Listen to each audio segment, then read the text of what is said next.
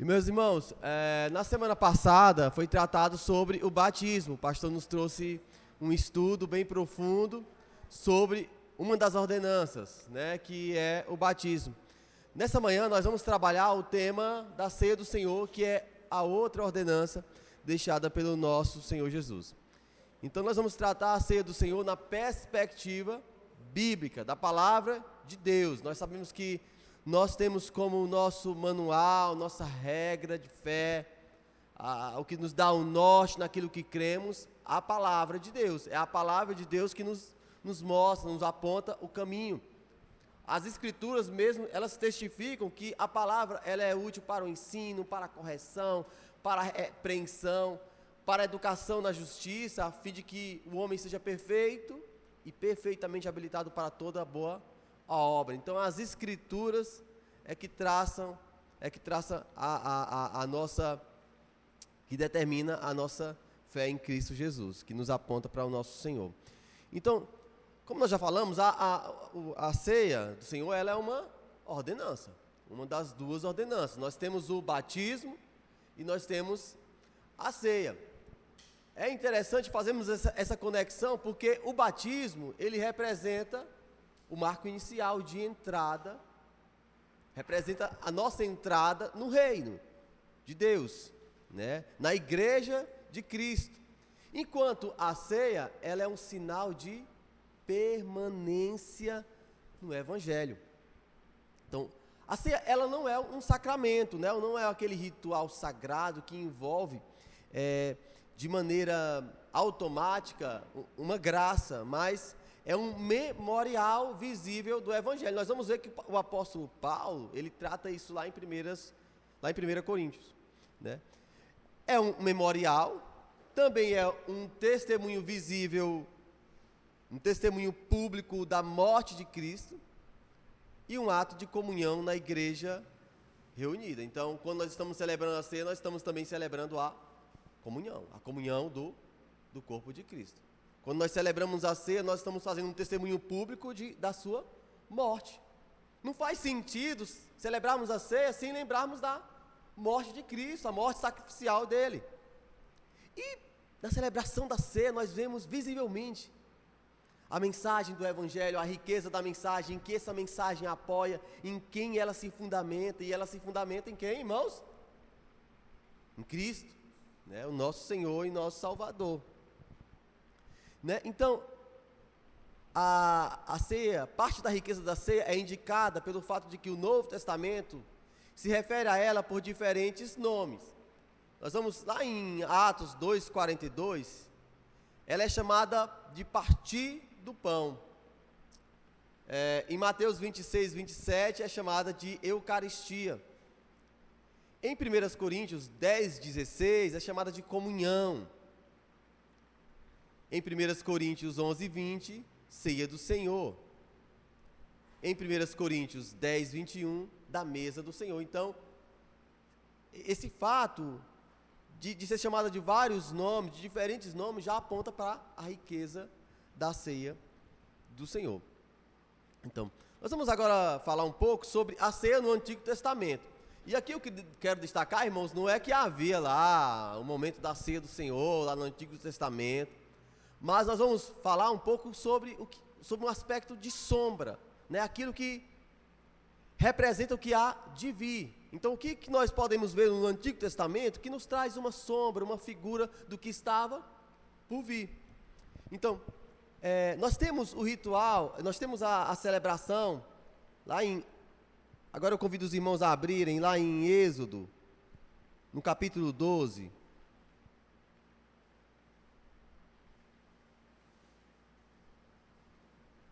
Êxodo 12.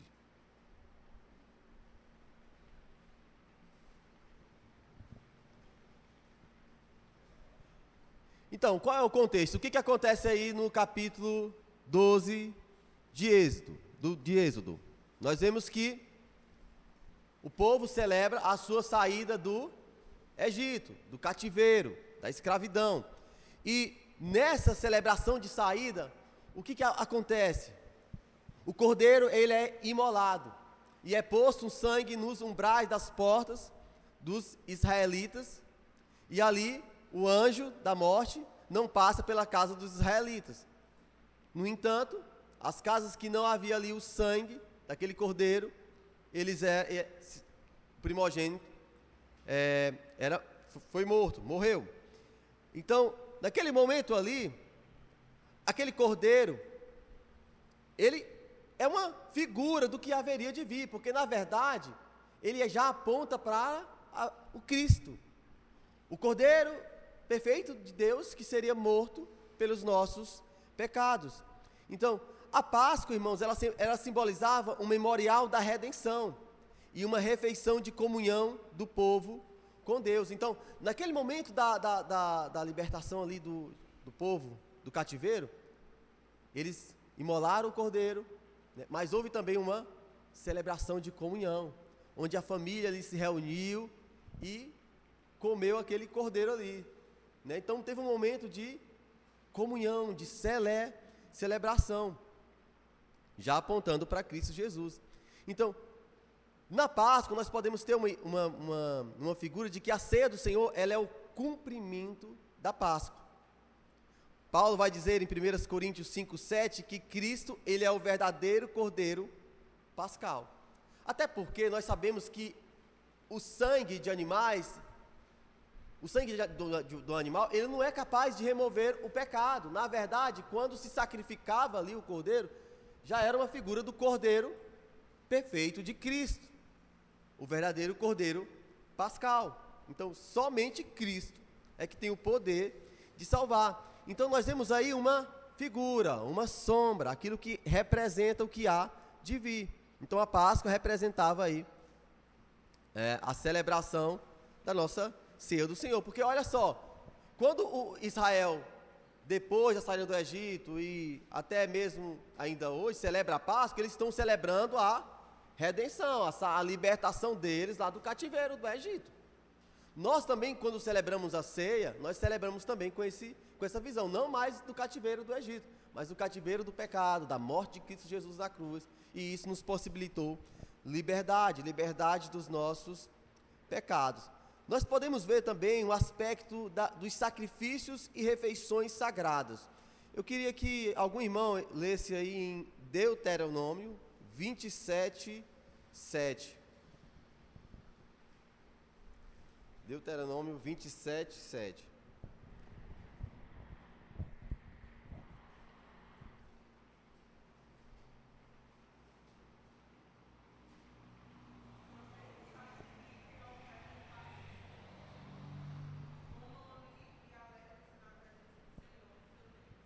Então o que acontecia? Israel oferecia o quê? Sacrifícios e depois participava das refeições diante do Senhor. Então havia ali também um momento de comunhão, de celebração. Então a ceia aponta para a comunhão restaurada com Deus através do sacrifício perfeito de Cristo. E isso é um ponto muito importante, porque quando nós celebramos a ceia, nós celebramos a nossa comunhão que foi restaurada com Ele. Porque o que o pecado faz? O pecado nos separou, criou uma barreira entre nós e Deus. Mas o crente, quando ele celebra a ceia, ele celebra essa comunhão que foi restaurada. Cristo restaurou a nossa comunhão com Deus, o nosso relacionamento com Ele, né? Lembre-se que de Apocalipse, quando João diz, né? Eis que estou à porta e bato. Se alguém ouvir a minha voz, abrir a porta, eu entrarei, cearei com ele e ele comigo. Nós vamos ver aqui na frente que a ceia já nos aponta para um futuro do nosso banquete nas bodas do Cordeiro de Deus. Então, irmãos, são práticas religiosas que o povo de Israel tinha, né? O povo judeu tem ainda hoje, que preparam culturalmente o cenário para a ordenança da ceia do Senhor. Então ali vai se preparar até o momento que Cristo vai instituir a ceia do Senhor. Então a Páscoa, né, esses sacrifícios e refeições sagradas é uma prefiguração, uma representação daquilo que haveria de vir. Passamos agora para a instituição da ceia por Jesus. Nós vamos ver que os 3 evangelhos sinóticos, eles apresentam um relato bem parecido, né, sobre a ceia do Senhor. Eu queria que fosse colocado aqui no projetor, a Mateus 26, do versículo 26 ao versículo 29.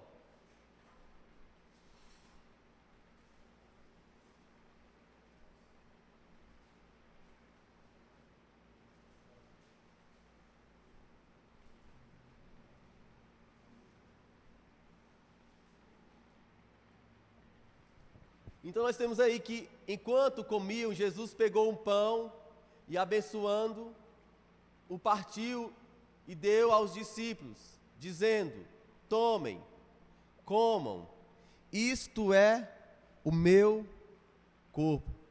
Então nós estamos vendo que Jesus ele vai celebrar a Páscoa com os discípulos.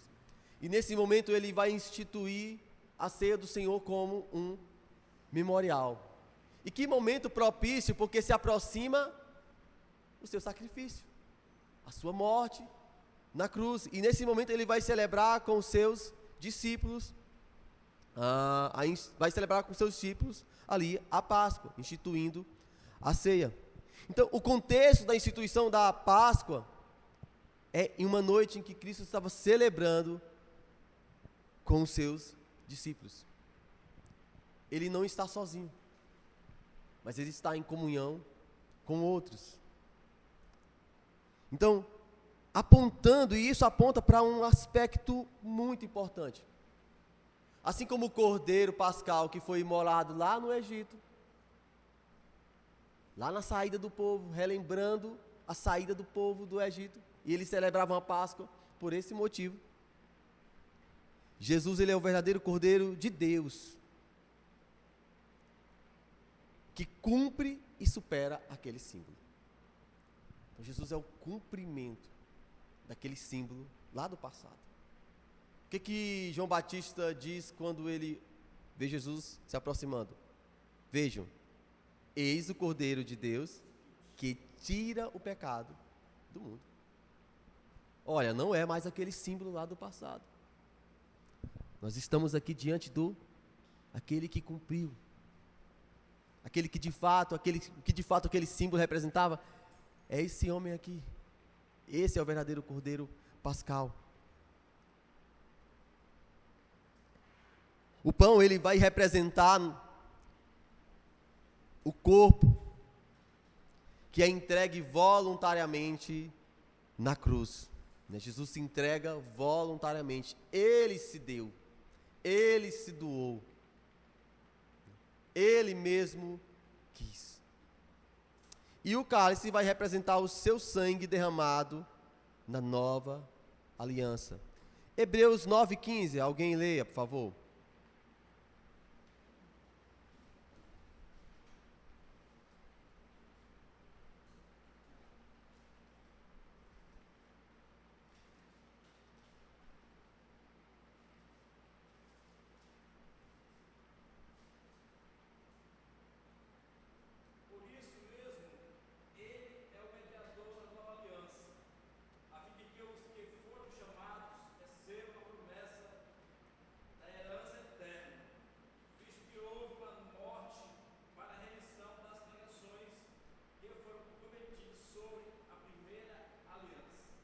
Olha só.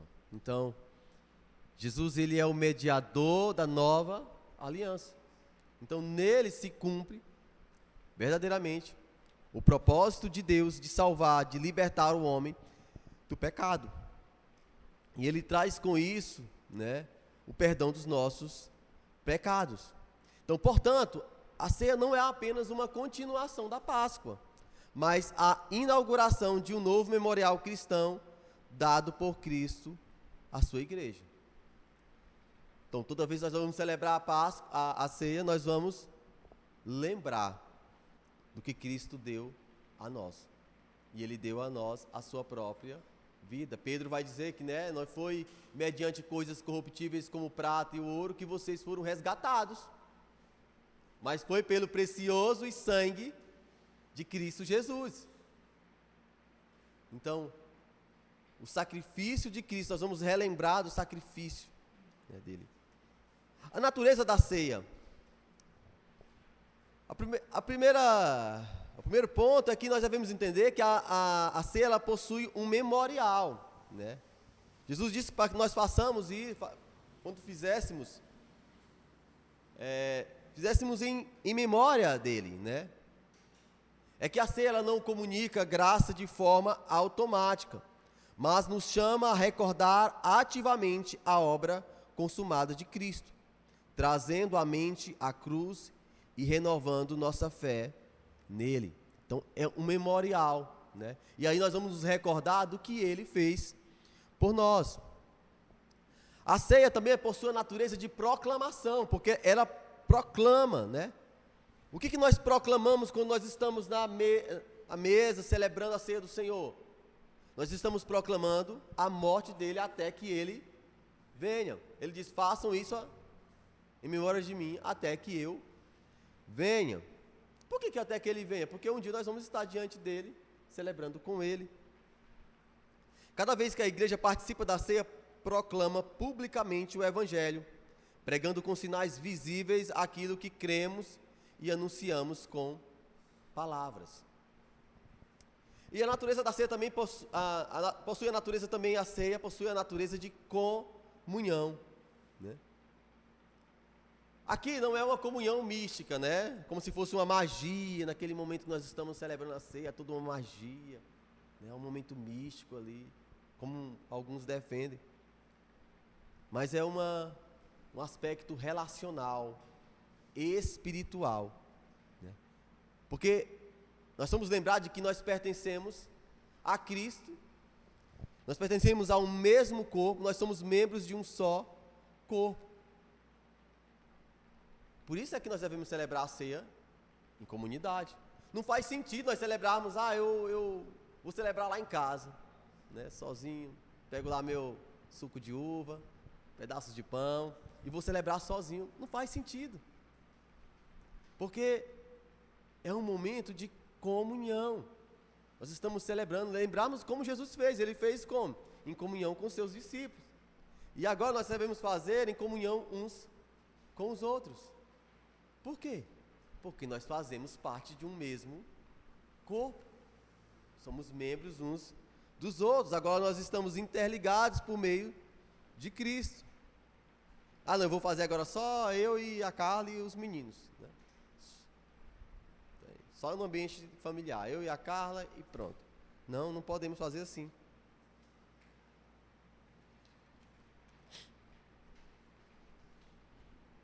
Por fim, aqui nós temos uma natureza de esperança, né?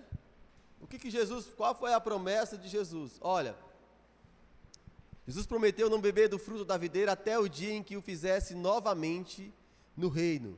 Leia aí, chefinho, Apocalipse 19, 9.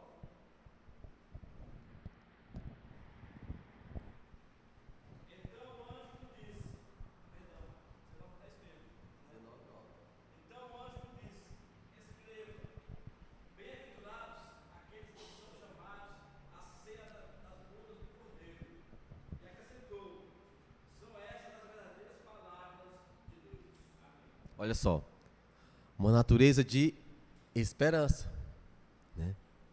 Irmãos, no mundo que nós vivemos, com a velocidade de informações que nós temos, de tarefas para todo lado, envolvidos nos mais diferentes negócios, muitas vezes nós estamos esquecendo da volta de Cristo e não desejamos a volta dele. Parece que a vida se resume apenas a esse mundo aqui. O momento da ceia é o momento de nós lembrarmos da esperança, de que ele voltará, nos levará e nós celebraremos juntamente com ele, lá nas bodas do Cordeiro. Então é um momento que nos traz esperança, né? Esperando essa consumação final, que a Bíblia diz que até a natureza geme nessa expectativa da redenção, da completa libertação que ele fará, que ele restaurará todas as coisas. Então, portanto, a ceia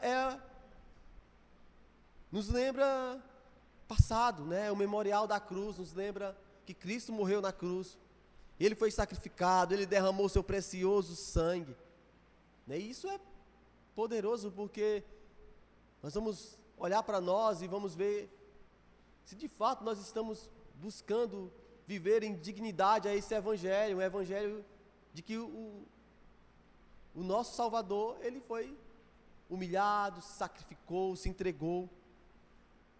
Também é presente, porque é uma proclamação visível do evangelho e expressão de comunhão. Nós estamos celebrando a comunhão com Cristo, com Deus e com os outros. Porque é impressionante esse poder do evangelho, porque ele não apenas restaura a nossa comunhão com Deus, mas ele restaura a nossa comunhão uns com os outros. Ele nos transforma a ponto de nós termos essa ligação, esse vínculo. E para o futuro, porque nós temos um antegozo, né? Uma antecipação do banquete eterno no reino de Deus. Porque lá no reino de Deus nós celebraremos com o Cordeiro. Então também volta os nossos olhos para o futuro. Seguindo, como é que se dava na igreja primitiva a ceia, na vida da igreja primitiva?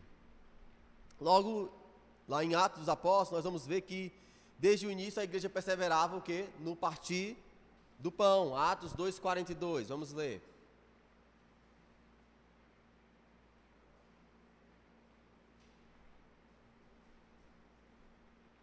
Alguém seja como voluntário aí. Perseveravam na doutrina dos apóstolos e na comunhão, no partir do pão e nas orações. Olha aí. Então, a igreja perseverava no partir do pão.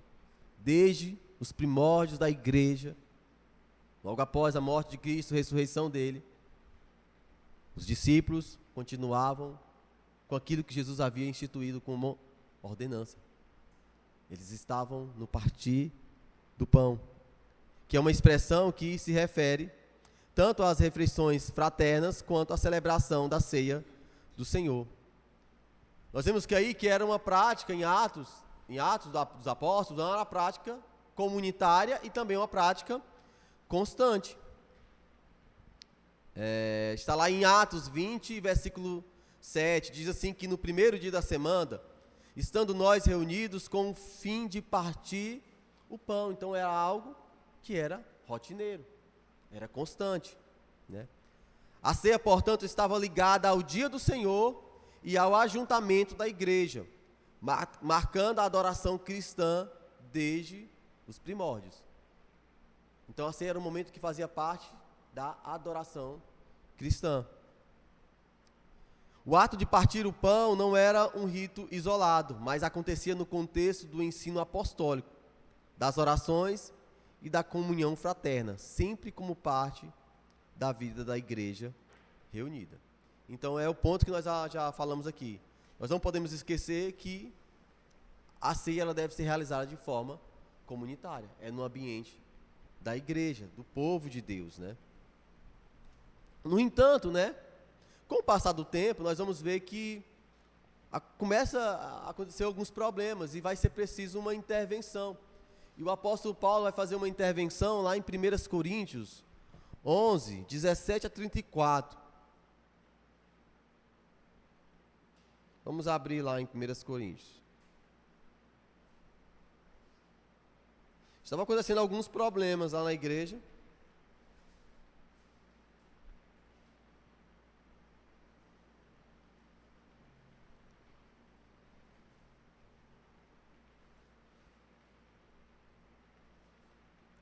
Então, Paulo já havia dado a instrução, isso fica bem claro no versículo 17.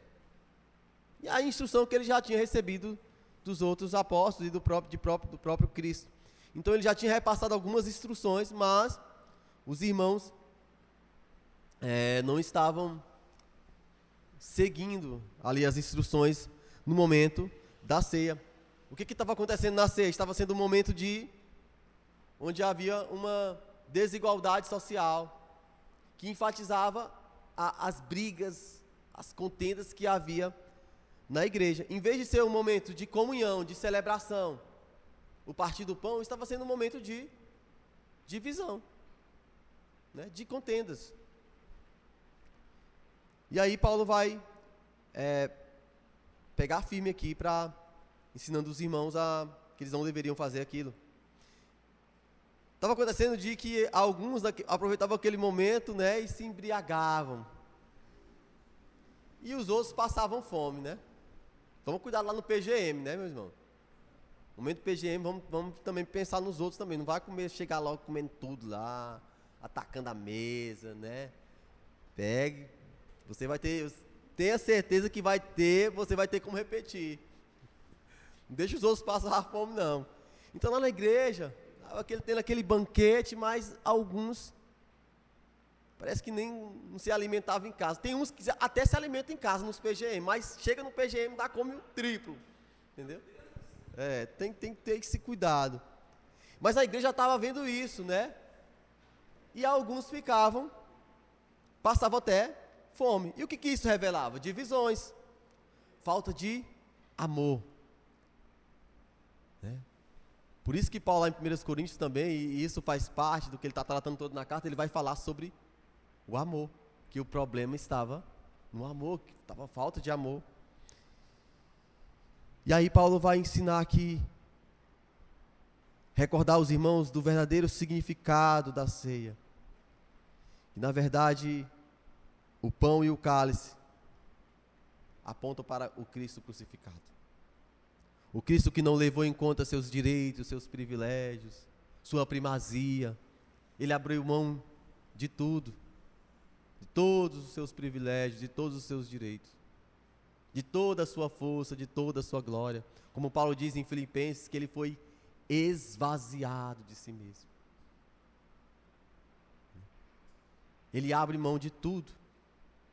E como é que eu não vou nesse momento também celebrar juntamente com o outro, com o meu irmão, essa comunhão maravilhosa de Cristo Jesus? A ceia, Paulo vai dizer que é um memorial e proclamação, nunca uma refeição comum. Não é, você não é o momento que você comer, se esbaldar e encher a pança, não. A ceia é um momento de proclamação do Evangelho de Cristo Jesus, da morte de Cristo, até que Ele venha, né? A advertência que Paulo faz, que a participação deve ser feita com discernimento e fé. Quem participa indignamente, come e bebe para juízo para si. Assim, a ceia nos chama a examinar o coração, confessar pecados e valorizar a unidade do corpo de Cristo. Então, nós vamos passar por um autoexame no momento da ceia. Então, não é bom você chegar aqui e dizer, eita, rapaz, eu estou em pecado. Sair de casa, antes de sair de casa foi briga. Não vou ceiar hoje não. Aí o irmão vai, pega, desce aqui pelo corredor, vai lá para baixo, para não ceiar. Não é assim. É para fazer um exame para se arrepender, confessar, abandonar. A Bíblia diz que aquele que confessa os seus pecados e abandona, alcançará o quê? Misericórdia, alcançará perdão, alcançará graça. Então a ceia também é um momento de reconciliação, porque se nós lembramos lá do sacrifício de Cristo, lá no sacrifício de Cristo se consumou a nossa libertação, a nossa redenção. Então esse sacrifício de Cristo, os efeitos dele, tanto retroagem, como também tem para o futuro também. São efeitos que se expandem. Porque se você vê que Hebreus vai tratar isso, né, que o sangue de touros não podia apagar pecados, é porque aqueles pecados cometidos na antiga aliança, eles foram apagados pelo sangue do verdadeiro Cordeiro de Deus, que foi imolado. E até os pecados nós vamos cometer, irmãos. Não que isso seja uma licença para nós pecarmos, mas até os pecados que nós vamos cometer já estão perdoados pelo sangue de Cristo. Porque se não fosse assim, irmão, nós estaríamos já fadados ao fracasso, porque nós vamos pecar, nós vamos cair. Então a ceia é um momento de oportunidade de reconciliação, de restauração, de comunhão. Não de se esconder, porque se eu não quero ceiar, é porque na verdade eu não quero o quê? Confessar. Eu não quero abandonar meu pecado. Você pode até ter aquela falsa humildade no seu coração, dizer, eu reconheço meu pecado. Reconhece não. Porque quando de fato nós reconhecemos o pecado, nós pedimos o quê? Perdão. A Carla fala, a gente conversando, e ela diz, não, mas você não se arrependeu, né? Você está apresentando justificativas. Aí eu quero apresentar justificativa, não, mas é porque eu fiz isso porque, por causa de não sei o que, falando várias coisas, porque de fato eu não me arrependi. Né? Então, é necessário arrependimento. E esse arrependimento, ele vai nos levar a pedir perdão. Então, a advertência de Paulo é que nós examinemos o coração, confessemos os nossos pecados, para assim valorizarmos a unidade do corpo de Cristo. Aí você também não quer participar da comunhão. Você se nega a participar da comunhão do corpo de Cristo. Naquele momento, quando você se recusa. Ah, mas eu não tenho como pedir perdão para o fulano que não veio nem não. Você pede perdão a Deus aqui. E quando você tiver uma oportunidade, você chega diante do seu irmão e você pede, faz uma ligação, sei lá, seja o que for. E pede, meu irmão, eu já reconheci que eu pequei, eu já pedi perdão a Deus, e aqui eu estou falando com você, pedindo perdão daquilo que eu fiz, meu pecado. Então vamos falar agora, para finalizar, a ceia do Senhor na perspectiva batista. Então, na perspectiva batista, a ceia do Senhor não é um sacramento, é uma ordenança, né? Por que essa diferença, né? Porque o sacramento, ele transmite uma graça automaticamente, por si só. Como se envolvesse ali um momento místico. Né? Por si só, aquela cerimônia ali já transmite uma bênção, uma graça. Os batistas, eles defendem que a ceia é um memorial e uma proclamação, não um meio de salvação. A ceia do Senhor não é para ser oferecida como sacrifício, mas é uma ordenança em que se comemora a morte de Cristo. E quem deve participar? Qualquer pessoa? Não. A ceia do Senhor, ela permanece a comunidade da nova aliança, para os crentes batizados, membros de uma igreja local e em comunhão com ela. Então, eu comecei a refletir sobre essa questão da membresia, né? E é um ponto importante, eu ouvi de um pastor dizendo, olha, nós não temos como saber o coração, o que se passa no coração do outro. Mas, o fato dela ser membro de uma igreja já é um filtro. Fazer uma separação, né, de ver ali que aquela pessoa é uma pessoa que faz parte do corpo, da comunidade cristã. Né? E esse sujeito, como nós já falamos, ele vai se examinar, né, a si mesmo, e vai comer do pão e beber do cálice. A participação, ela exige fé verdadeira, arrependimento e vida em unidade. Então, como é que o descrente, ele vai ter esse discernimento? Se ele não tem o Espírito de Deus, ele não tem como fazer esse discernimento. Porque o discernimento espiritual, ele vem por meio do Espírito. O Espírito atuando em nós, por meio do nosso Espírito, revelando a vontade de Deus a nós. Nada vem por nós mesmos. É o Espírito de Deus atuando em nós. Então, é obra do Espírito dele, né, em nós. Como é que ele vai se arrepender? Se ele não tem o Espírito de Cristo. Então, por isso que ele não pode participar. Então, o princípio batista é claro, a ceia não é um rito aberto a todos, mas privilégio dos discípulos de Cristo, que professam publicamente sua fé e vivem em comunhão com a igreja. Então, o modo, nós já falamos aqui, o modo, os elementos, né, são simples, são simbólicos, o pão representando o corpo de Cristo, e o vinho, ou o suco de uva, né, representando o sangue, né. Nós cremos que não há transubstanciação, como os católicos defendem, o pão se transformando no corpo, e o vinho se transformando no sangue, então não há essa transformação, chamada transubstanciação, e nem consubstanciação, como os luteranos defendem.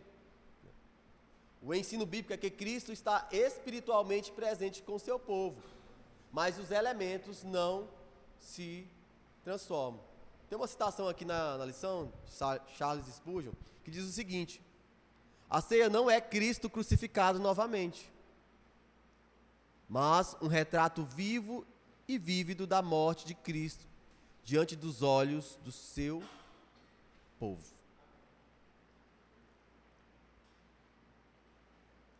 E a administração, né?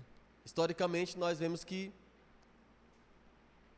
a administração é feita por pastores e ministros ordenados pela igreja.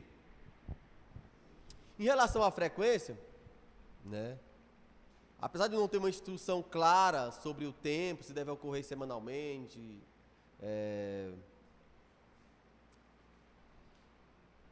aqui nós vemos lá em 1 Coríntios 11:17 que é necessário uma certa regularidade. Até porque, irmãos, é importante que nós celebremos continuamente o sacrifício de Cristo, né, por nós.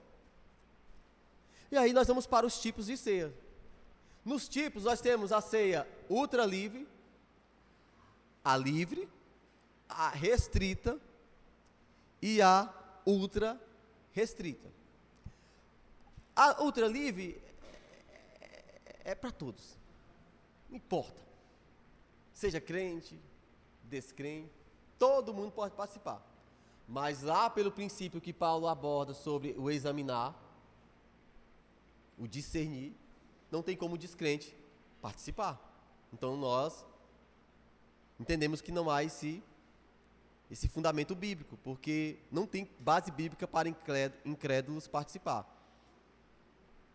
Para quem defende, diz que é um momento ali evangelístico, né, onde todos são convidados sem restrição. A ceia livre, ela tem uma diferença, porque quem vai participar é quem já professou sua fé em Cristo Jesus, mas não há necessidade ainda de que seja batizado ou ser membro de uma igreja local.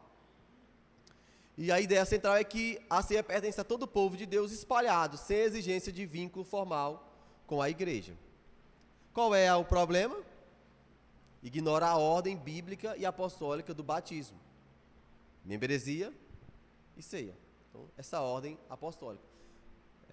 Eu conversei com o Carlos hoje, a gente conversando, debatendo um pouco, e você vê que lá em Atos 2:42, diz que quando eles aceitavam a palavra, eles eram batizados.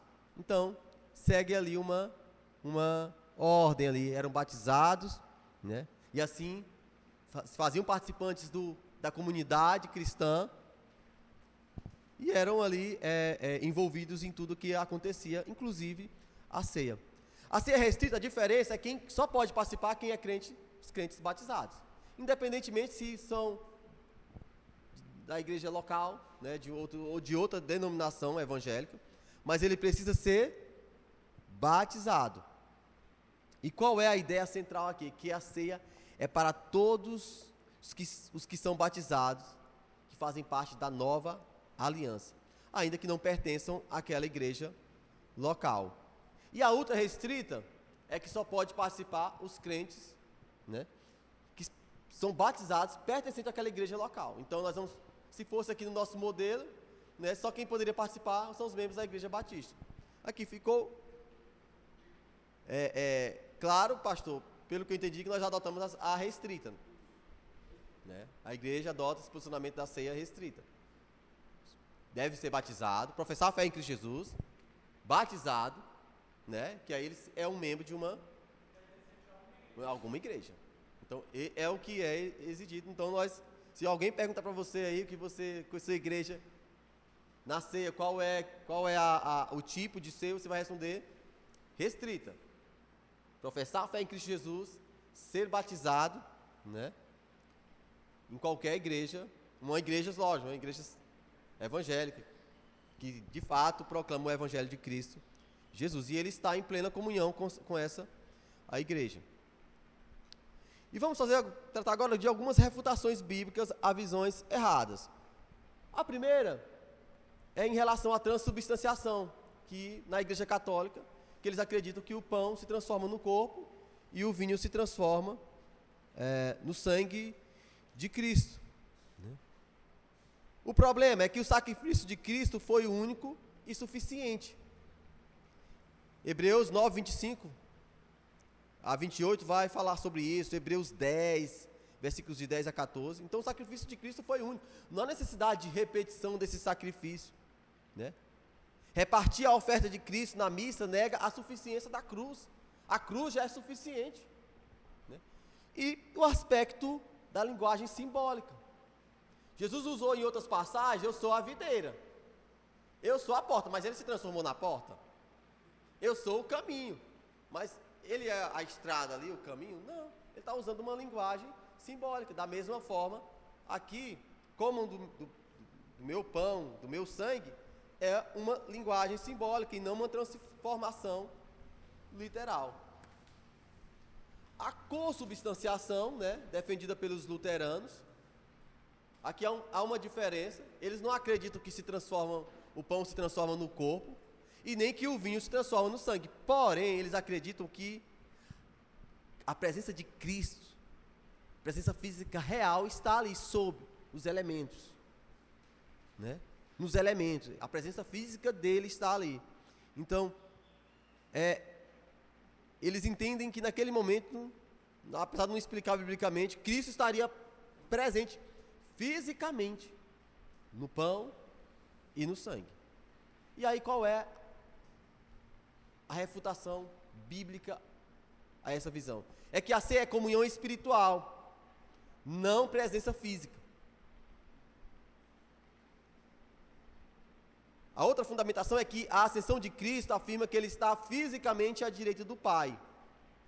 Ele não está fisicamente na mesa, mas espiritualmente com seu povo. Então, quando nós estamos aqui, diante da mesa, Cristo não está aqui na mesa, não, juntamente com o pão, com o vinho, né?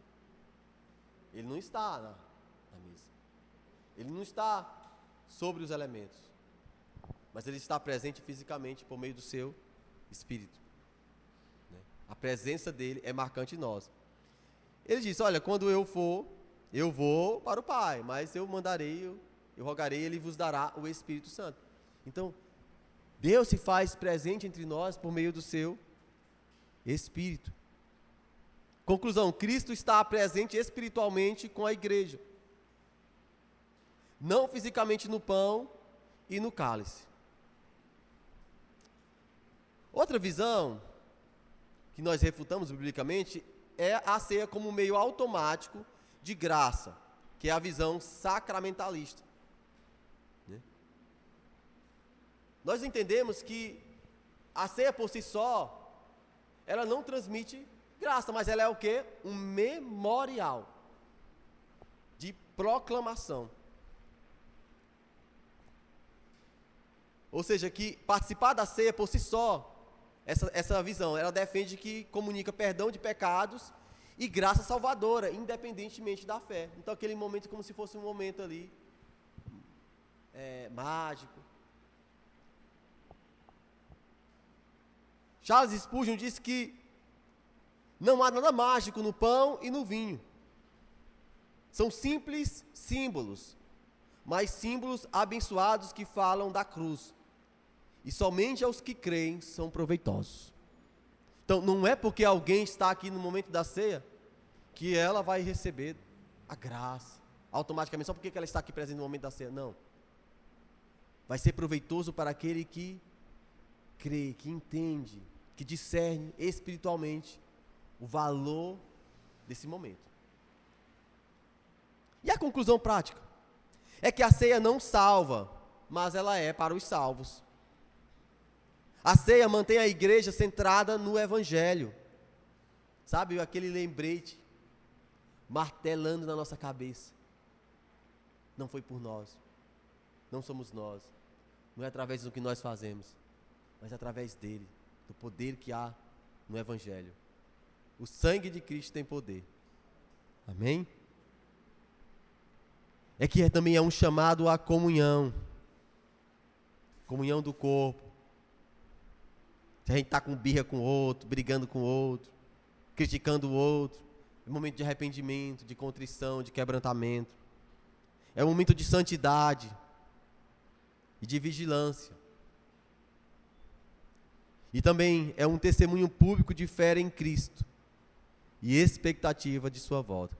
Toda vez que nós celebramos a ceia do Senhor, nós lembramos de que Ele voltará, de que a ressurreição, ela de fato ocorreu, e que um dia nosso Cristo voltará para nos buscar e nos levará para junto dos seus braços. Nós voltaremos ao aconchego do Pai, estaremos diante dele, do Cordeiro de Deus. E quais são as aplicações que nós devemos participar com fé, com reverência e um coração limpo? Então é aquele pedido de quebrantamento ao Senhor.